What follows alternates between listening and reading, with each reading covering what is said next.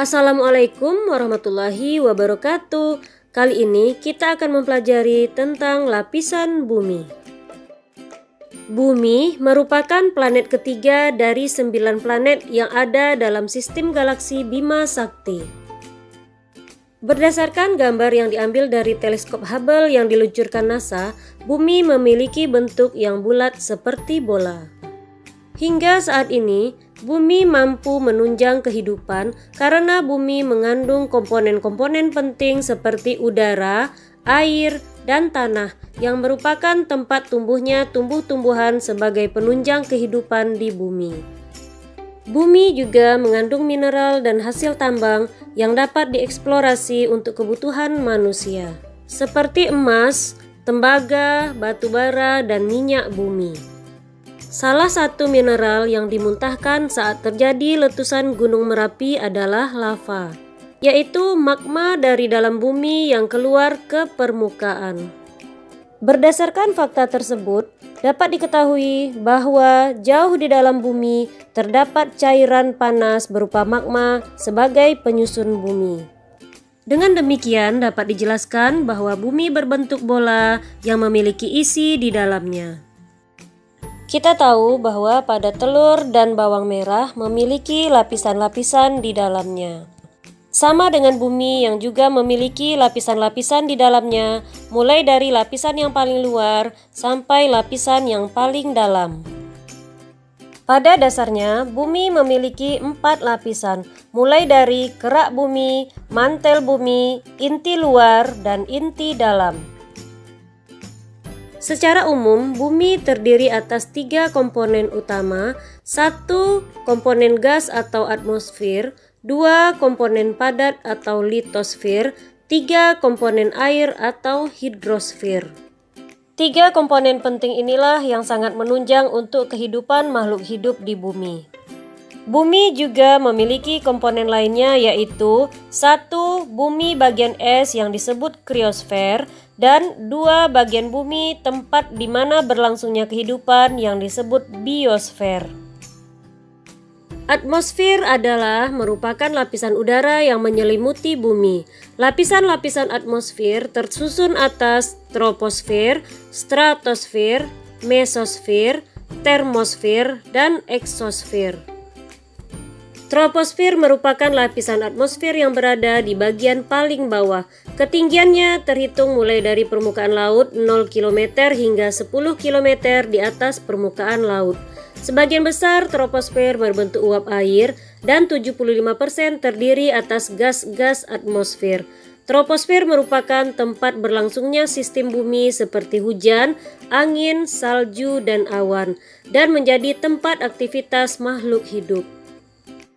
Stratosfer menjadi tempat pesawat melintas, memiliki ketinggian antara 10 sampai 50 km. Lapisan stratosfer memiliki sedikit awan, namun tidak ada aktivitas cuaca, sehingga tidak mengganggu penerbangan. Sebagian besar stratosfer terdiri atas gas ozon atau O3. Lapisan yang ketiga adalah mesosfer. Lapisan atmosfer yang dapat membakar habis meteor adalah mesosfer. Lapisan mesosfer terletak pada ketinggian 50 sampai 85 km di atas permukaan laut, menjadi lapisan pelindung bumi dari benda-benda luar angkasa. Kebanyakan meteor yang menuju bumi akan habis terbakar di mesosfer.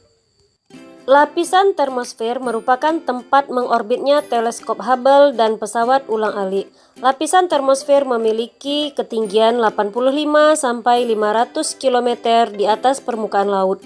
Dinamakan termosfer karena suhu yang sangat panas, yakni pada lapisan mencapai 1982 derajat Celcius, dan sebagai pelindung bumi dari radiasi ultraviolet.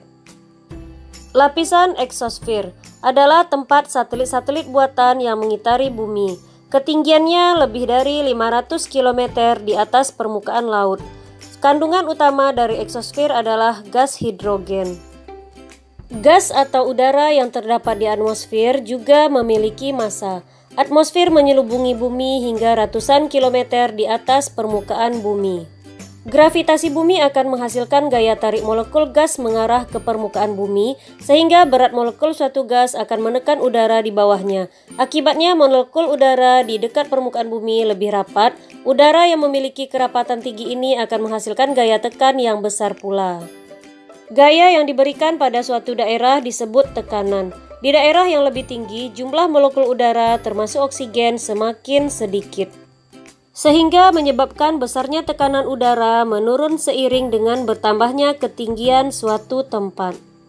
Pada lapisan troposfer, suhu udaranya adalah minus 52 derajat Celcius hingga 17 derajat Celcius. Suhu di lapisan stratosfer semakin tinggi seiring dengan bertambahnya ketinggian. Sinar ultraviolet adalah salah satu bentuk energi radiasi yang dihasilkan oleh matahari. Terlalu lama terpapar sinar ultraviolet dapat merusak kulit dan menyebabkan kanker kulit. Hanya 50% dari energi matahari yang sampai ke permukaan bumi. Kenyataannya jumlah radiasi ultraviolet yang sampai ke permukaan bumi hanya 1%, karena 99% radiasi ultraviolet diserap oleh lapisan ozon. Jadi lapisan ozon dapat melindungi bumi dari radiasi sinar ultraviolet. Litosfer adalah lapisan bebatuan yang menyelimuti bumi, seperti batu bara, batu granit, batu kapur, batu kerikil, batu cadas, dan lain-lainnya. Salah satu bagian dari litosfer adalah lempeng yang selalu bergerak aktif. Salah satu adalah lempeng tektonik. Pergerakan lempeng ini diakibatkan oleh adanya aliran konveksi dari inti bumi. Lempeng bersifat plastis dan dapat bergerak di lapisan ini. Lempeng tersusun atas kerak dan bagian atas mantel bumi. Lempeng tersebut bersifat divergen jika lempeng bergerak saling menjauhi, dan akan bersifat konvergen jika lempeng bergerak saling mendekat. Salah satu efek dari pergerakan lempeng adalah adanya gempa dan terbentuknya pegunungan berapi. Gempa bumi adalah getaran atau guncangan yang terjadi di permukaan bumi akibat pelepasan energi dari bawah permukaan secara tiba-tiba yang menciptakan gelombang seismik. Penyebab terjadinya gempa bumi yang pertama adalah pergerakan kerak bumi atau lempeng bumi, yang kedua adalah letusan gunung berapi. Berikut ini adalah istilah-istilah yang biasa dipakai pada gempa bumi, yaitu seismologi, seismograf, hiposentrum, epicentrum. Berikut ini adalah gambar letak hiposentrum dan epicentrum dari sebuah gempa. Daerah yang letaknya dekat dengan pusat gempa maka akan mengalami kerusakan yang berat dibandingkan dengan daerah yang terletak jauh dari pusat gempa. Indonesia merupakan salah satu daerah yang sering mengalami gempa bumi. Setahun Indonesia bisa diguncang gempa sebanyak 8.000 kali, baik gempa kecil maupun gempa dengan kekuatan yang besar. Beberapa gunung berapi terbentuk karena tabrakan dua lempeng. Proses tersebut akan menghasilkan serangkaian gunung berapi. Jika dua lempeng yang bertabrakan, maka lempeng yang memiliki massa jenis lebih besar akan menekuk ke bawah lempeng yang massa jenisnya lebih rendah. Ketika sebuah lempeng menekuk di bawah lempeng lainnya, maka batuan pada lempeng yang menekuk akan melebur menjadi magma. Magma tersebut akan naik menuju permukaan karena perbedaan massa jenis. Erupsi atau gunung meletus merupakan keluarnya magma dan material lainnya dari dalam bumi. Letusan gunung api akan memuntahkan material dengan kekuatan yang dahsyat, dan lava pijar maupun lahar dingin yang keluar akan menyapu segala sesuatu yang dilewatinya, serta dapat mengakibatkan kerusakan yang sangat besar.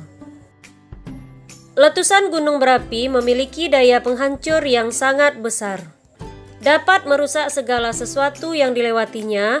Lava pijar yang keluar saat erupsi juga dapat menyebabkan hutan di sekitar gunung terbakar. Suhu tinggi awan panas yang mengalir menuruni bukit dapat merusak ekosistem serta membunuh makhluk hidup. Gas beracun dan hujan debu akibat gunung meletus juga dapat mencemari udara dan mengganggu pernapasan. Hidrosfer adalah merupakan lapisan air yang menyelimuti bumi. Hampir 70% bagian bumi terdiri atas air. Air yang ada di bumi memiliki siklus hidrologi yang merupakan proses daur ulang air secara terus-menerus. Jadi air yang ada di bumi merupakan siklus hidrologi yang merupakan proses daur ulang air secara terus-menerus. Demikianlah materi tentang lapisan bumi dan atmosfer ini. Semoga bermanfaat. Assalamualaikum warahmatullahi wabarakatuh.